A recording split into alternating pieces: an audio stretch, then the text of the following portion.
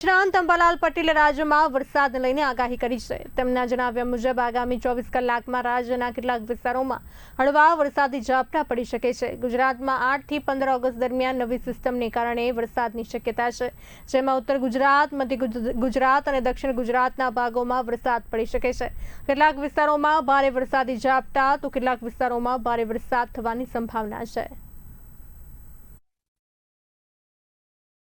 હમણાં ભારે વરસાદથી જનધનને ઘણી હાનિ થવામાં હતી। લગભગ ઉત્તર સૌરાષ્ટ્રના ભાગોમાં ભારે હાનિ થવામાં હતી। ઉત્તર ગુજરાતના કેટલાક ભાગોમાં ભારે વરસાદ પડવામાં હતો।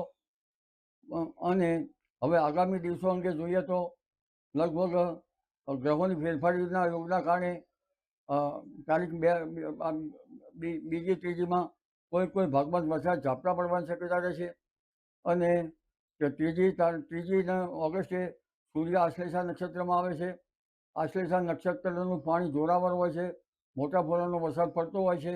અને આ પાણી લગભગ હાલ જેવા બિનપિયત ઘઉં માટે ભેજગ્રાહી હોય છે।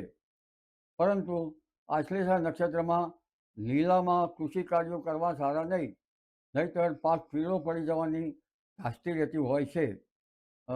એટલે વરાપ કૃષિ કાર્યો કરવા સારા નહીં। તારીખ 8 ઓગસ્ટથી 15 ઓગસ્ટ વચ્ચે ગુજરાતના ભાગોમાં વરસાદ થવાની શક્યતા રહેશે। બંગાળના ઉપસાગરની શાખાની સક્રિયતાના કારણે વરસાદ થવાની શક્યતા રહેશે। ખાસ કરીને આ શાખા ઉત્તરવર્તી હશે તો ઉત્તર ગુજરાતના ભાગોમાં અને ઉત્તર સૌરાષ્ટ્રના ભાગોમાં વરસાદ થવાની શક્યતા છે। પરંતુ આનો ટ્રેક કયો હશે તે ખ્યાલ આવે નહીં। જ્યારે ઓગસ્ટના બીજા અને ત્રીજા પખવાડિયામાં પણ વરસાદ થવાની શક્યતા રહેશે। તારીખ 17 ઓગસ્ટ પછી વરસાદ થાય તો મઘા નક્ષત્રનો વરસાદ કહેવાય છે, મઘા નક્ષત્રમાં સૂર્યના। અને આ વરસાદી પાણી કૃષિ પાકો માટે સારું ગણાય છે।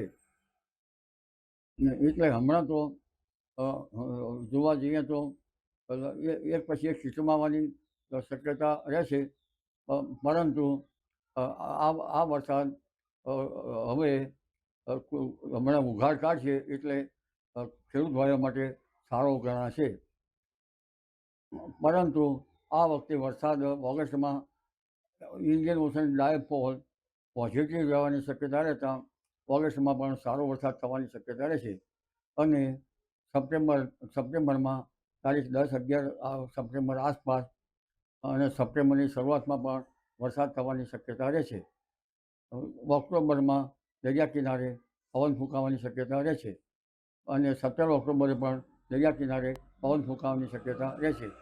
એટલે અમે એક પછી સિસ્ટમો આવવાની શક્યતા રહેશે। ઘણી વખત સિસ્ટમ ફંટાઈ જાય તો મધ્ય ગુજરાતમાં વરસાદ થતો નથી અને સિસ્ટમ રાજસ્થાન તરફ ફંટાઈ જાય તો પછી તે તરફ વરસાદ થતો હોય છે।